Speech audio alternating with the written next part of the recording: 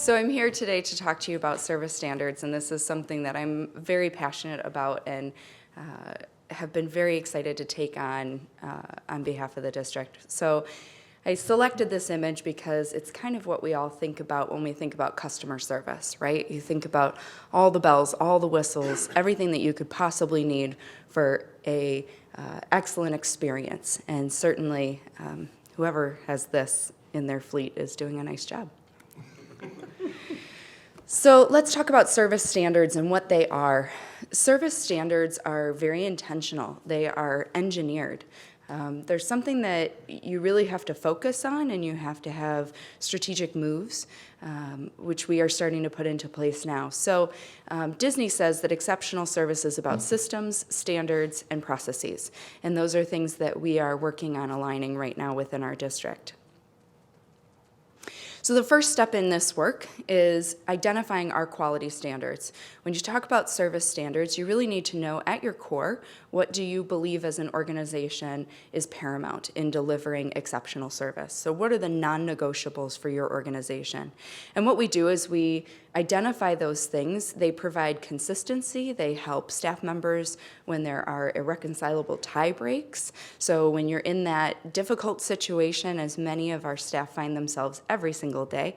Rob talked about the challenges of a teacher, and you can only imagine in a kindergarten classroom with the one kid bouncing and the other kid over here, and there's one that's getting ready to launch themselves over, into the book area.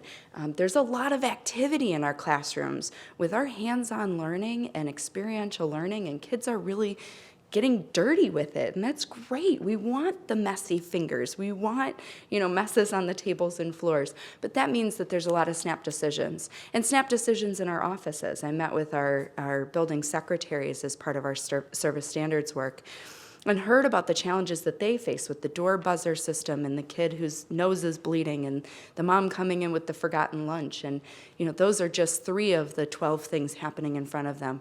So if we identify our service standards that to our core we believe, and then we put them in priority order, that helps our staff members identify what and who do I take care of first, and how does that play out, and how is that supported and backed by my entire organization, all the way up to you, the board. Because if we all internalize this and we commit to it, and we agree upon it, then it's something we can all live by every day and know that we have each other's back on it. So, as a school district, we have committed to providing a safe, caring, and resourceful service experience. Those are 3 words that came out of a lot of brainstorming as mostly an administrative team, but those are also words that we plunked from our teachers and from our community members. If you remember, we did some branding work about 5 years ago when I first got here, and there was a lot of focus groups that went into that branding work, and a lot of things that were talked about that made us special as a district. So those aren't new words to us. Those are just our commitments to our service experience.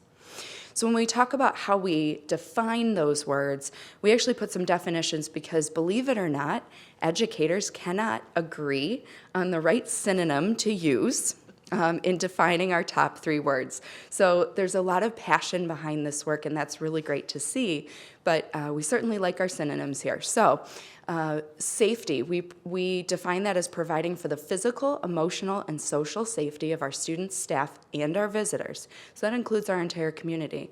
I talked to you a couple weeks ago about our spring survey results and how those without children in our school community feel the least welcomed and the least respected. So we want to make sure that we're providing for their safe experience as much as we are for those who are here every day.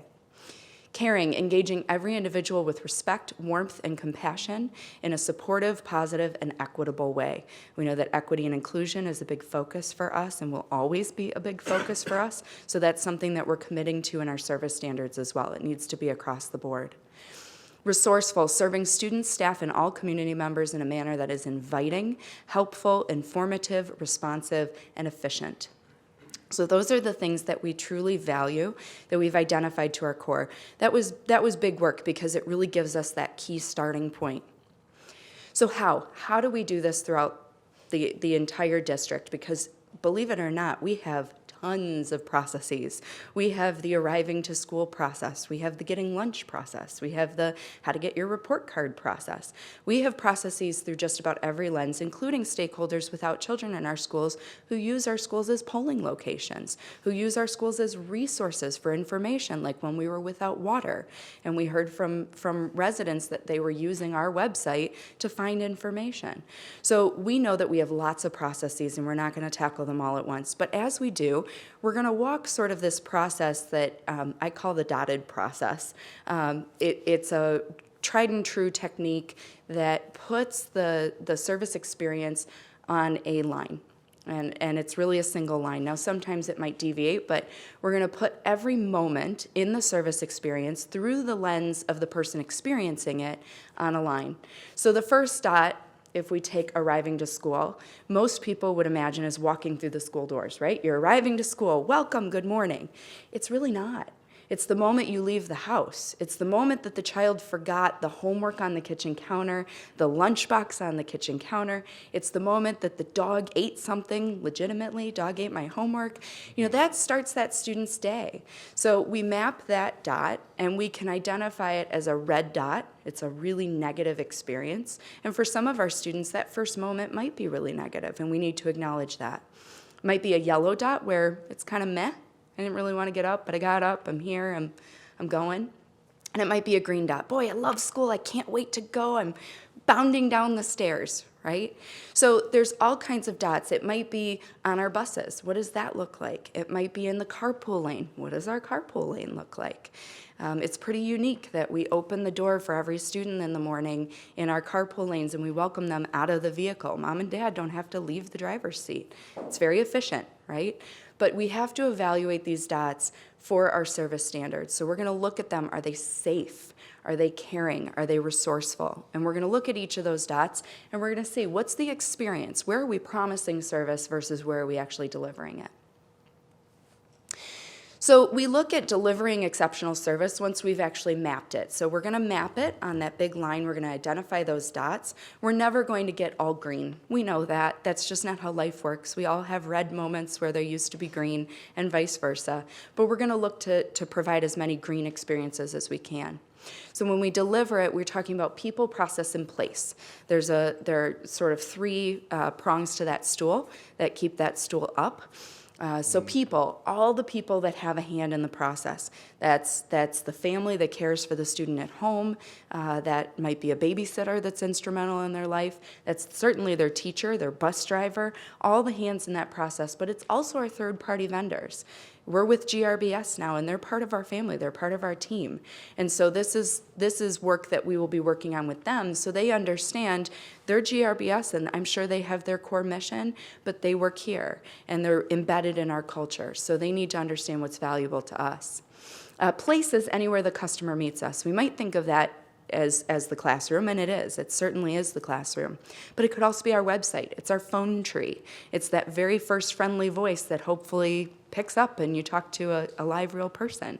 You know, we all know what it's like to be diving into that phone tree and you're 6 presses deep and what that feels like. That's not a green dot.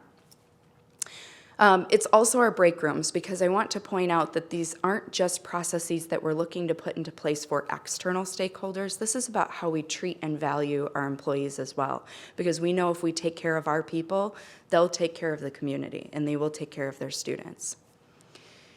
So in terms of process, again, it's really intentional, it's very engineered. We have to walk that timeline and we have to figure out where are our red and orange dots and how do we make them green? What can we improve? What can we tweak? And what's within our ability and what's not?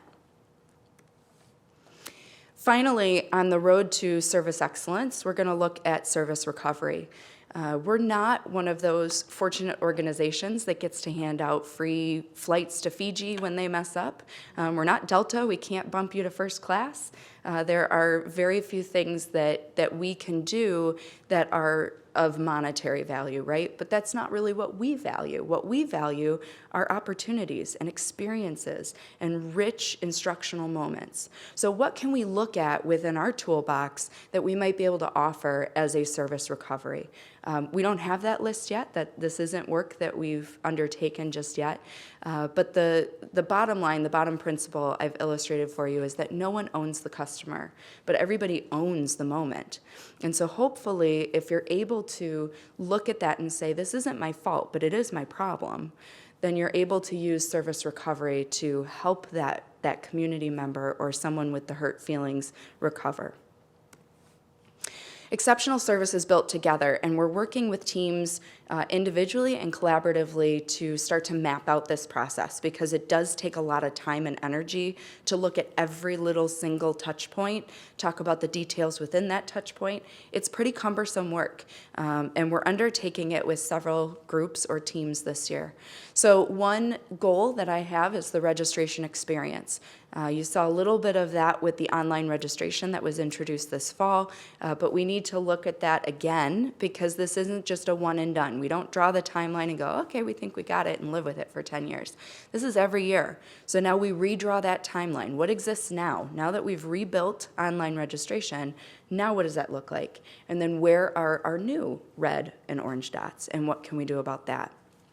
The prospective family experience. We know that tours are tripling and families are moving in, and this is all great news, but with high volume comes a lower service experience, right? Because there's more people that we have to serve and try to serve at that same high standard. So how do we gain some efficiency to be able to serve them better? How do we allocate resources? How are we resourceful? Okay. And then the exit experience, we're going to be looking at that. That kind of popped up through some coincidences that we found out that families are incredibly frustrated when they leave our district.